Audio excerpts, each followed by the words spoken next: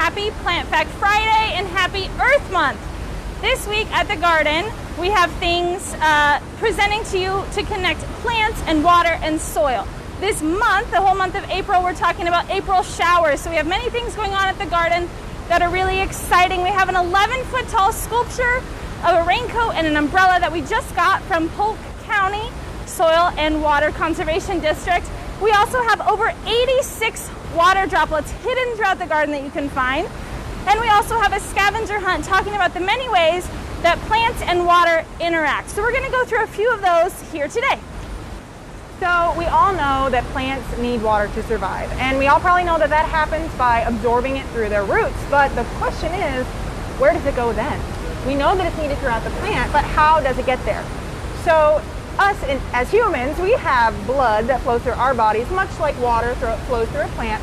But the big difference is that we have a heart that is constantly pumping to keep that blood moving. Now, spoiler alert, plants do not have a heart pumping water through their body. They do have something else. So I'm going to show you a structure called a stomate or stomata. So here's one that is closed and one that is open. These pores are on the plant surface, and they're basically just the sites where gases can enter and exit the plant's body. So carbon dioxide, oxygen, water vapor can all enter and exit through these pores. Now when water vapor leaves the plant's body on the leaf surface through a stomata, it creates a slight negative pressure area. And that's what pulls the water up through the rest of the plant, kind of like it's being sucked through a straw throughout the rest of the body of that plant. So that pressure gradient is kind of like the heart that keeps the water moving. And there's a name for this process. It's called transpiration. That's the process of water vapor leaving a plant through the leaves. And how do we know that this happens, Alex? Because we can see it happening. That's we can right. see plants breathing. Let me show you. So I have a couple examples. So this is a maidenhair fern that we have imprisoned inside of a bag, but not for long. And just in the time that this bag has been on here, we can see that the leaves have been releasing water because we can see water droplets all on the inside of this bag. And that is definitely a result of transpiration. Another example we can see this water cycle happening is inside of one of our terrariums here. So in a terrarium, we place plants and soil, and we basically trap the whole ecosystem inside here. And we see water droplets around the edges of the terrarium and on the inside of the lid. And this is more evidence that transpiration is happening. So an important part of the water cycle we sometimes forget about, but not here at the Botanical Garden. Alex, tell us more. So we know that plants need water to survive, but they often, like Heather said, take it up through their roots, but they do not like it on their leaves. So many plants have hydrophobic properties when it comes to their leaves.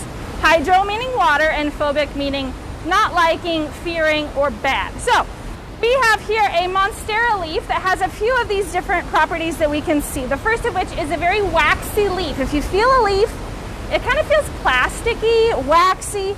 That encourages water droplets to build up on the surface.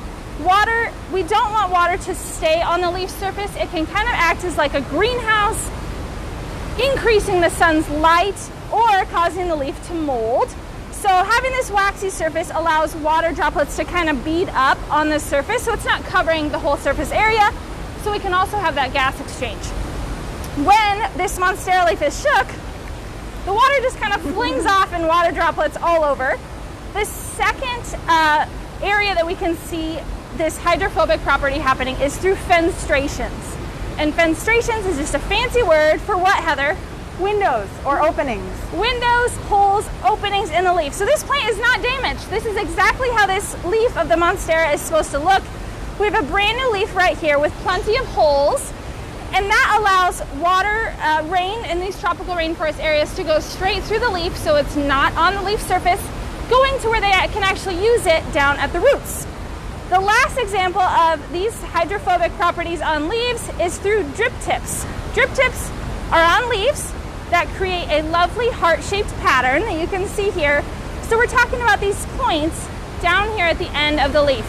Now, I will use this water dropper to put some water on here to act like rain, and you can see it just runs straight off this little tip right here down towards the roots. So that is called a drip tip, putting the rain down towards the roots. Now these plants, these leaves have hydrophobic properties, Heather, tell us about a plant that loves catching the rainwater. Right, so just like you and me, we're very diverse, we have different needs. I'm about to share a plant that wants the exact opposite thing. So we're going to be talking about a bromeliad. So I have an example down here by my feet, and specifically a tank bromeliad. Tank bromeliads have adapted to have kind of a funnel shape and a really dense center. So they actually collect rainwater. And the reason that they want extra water is because they don't have a very well-developed root system. They're often epiphytes, so up high in the trees where their roots aren't going to be able to soak up water. So they need to collect it somehow. And I can show you actually, in this specific bromeliad, we've got quite a bit of water. So let's see what that looks like. I'm going to suck some up with my pipette. So proof that there is quite a bit of water in here. Definitely not the cleanest. Whoa. I would not drink this unless I was really desperate. Maybe boil that first. And that's because of another sort of purpose of this tank. It not only helps the plant collect water and nutrients, it also creates a microhabitat for all kinds of little critters. So we're talking single-celled organisms, nematodes, rotifers, really small things that you couldn't see with the naked eye, all the way up to frogs and salamanders. And some of these critters will live their entire life inside of a tank bromeliad. So their whole world is this little funnel. How cool. So Alex, can you connect it all back to soil? Yes, so plants and water and now soil. So here we have a little experiment set up to look at the many ways that plants and soil interact. We're talking about roots in the soil. We mentioned that those roots are soaking up water and nutrients, but they're also hanging on to that soil to keep them in place for a nice home to attach to.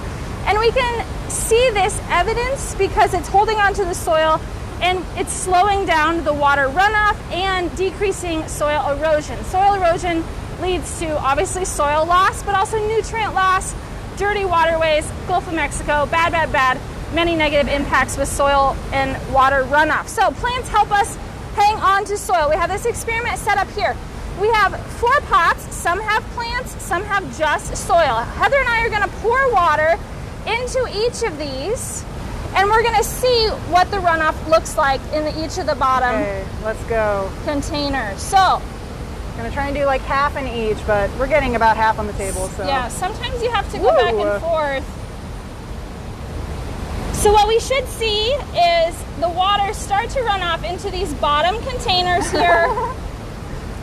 Heather, you keep pouring. Let's examine. So here you can see the rate of water is definitely slower in the ones with the plant. And that's important because when water moves faster, it causes a lot more damage. Yes. It takes a lot more soil with it. But the ones without a plant definitely have more soil and nutrient runoff into the bottom of the jars. Yeah, so this shows us that even just by having a plant there, it could be any plant, you're still doing something great for soil and water health. Absolutely. Heather, tell us more how people can actually make a difference this Earth Month, this Earth Day. How can they learn more? Right, so there's so many things that you and I can do in our own homes, our own communities, and we've shared a couple of these resources on our website, which you can find at dnbotanicalgarden.com/earthmonth. But just to name a few, this week we've shared how to make a rain barrel in your own home. That's from Polk County Soil and Water. We've also shared how to test the soil in your backyard from Corteva. And we've also shared a link to join us next week for a free virtual class all about how to create a rain garden. So definitely check out that website. We'll put it in the comments of this video. And thank you so much for tuning in and hopefully learning more about how to do something in your own environment to help the planet. Yes, come see us for Earth Month. Check out our new sculptures. Bye.